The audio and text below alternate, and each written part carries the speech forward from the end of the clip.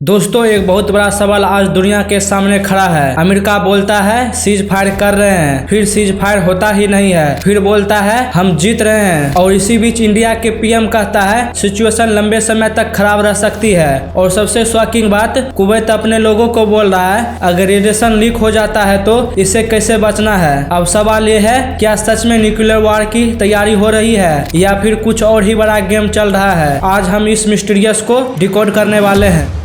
देखो दोस्तों, सबसे पहले सिचुएशन समझते हैं। अमेरिका बोल रहा है कि वो ईरान के साथ नेगोशिएशन करना चाहता है, लेकिन ईरान सीधा मना कर देता है। और दूसरी तरफ इजराइल का स्टैंड क्लियर है, ईरान को रहने ही नहीं देना है। मतलब एक साइड पीस की बात और दूसरी साइड टोटल डिस्ट्रक्शन की बात। और इस बीच में अमेरिका फंस गया है, ना ईरान मान रहा है ना इजराइल रुक रहा है। तो क्या अमेरिका कंट्रोल लॉस कर रहा है। अब सबसे डेंजर सिग्नल आता है कुवैत से। कुवैत के नेशनल गार्ड ने अपने लोगों को बोला है अगर पड़ोस देश में न्यूक्लियर ब्लास्ट हो जाए तो पैनिक मत करो। सोचो जरा, ऐसा कौन बोलता है जब थ्रेड ही ना हो। और उससे जब पूछा गया तो उन्होंने भी बोला वार में वर्स्ट केस सिनारियो के लिए रेडी रहना पड़ता है। मतलब ऑफिशियली कोई कंफर्म नहीं कर रहा है, लेकिन सब इनडायरेक्टली प्रिपेयर कर रहा है। अब असली टेंशन का रीजन समझो। इजराइल का क्लेम है कि ईरान 90% तक न्यूक्लियर बम बना चुका है और ईरान इस बात को डिनाई करता है। लेकिन अगर ईरान के पास न्यूक्लियर मटेरियल है और उस पर अटैक हो गया तो बिना न्यूक्लियर बम यूज किए भी रेडिएशन लीक हो सकता है। मतलब बम तुम्हें नहीं फोड़ा लेकिन फिर भी रेडिएशन फैल गया है। और यही सबसे बड़ा डेंजर होने वाला है। अब आते हैं पॉलिटिक्स पर। इजराइल का अमेरिका पर काफी स्ट्रॉन्ग इन्फ्लुएंस है। लॉबिंग सिस्टम का थ्रू कोई रिपोर्ट के मुताबिक प्रो इजराइल ग्रुप ने यूएस पॉलिटिक्स को सपोर्ट किया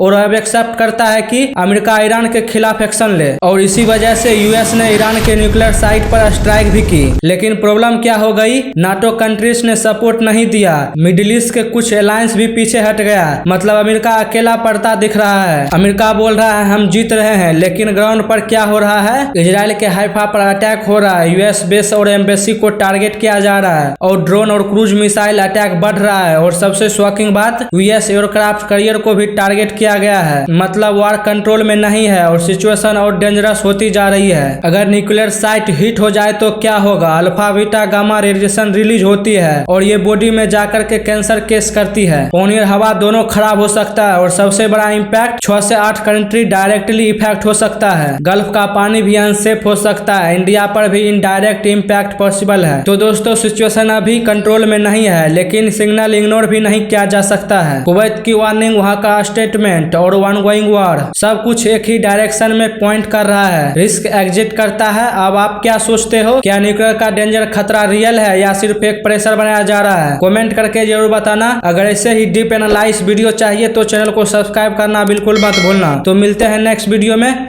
जय हिंद।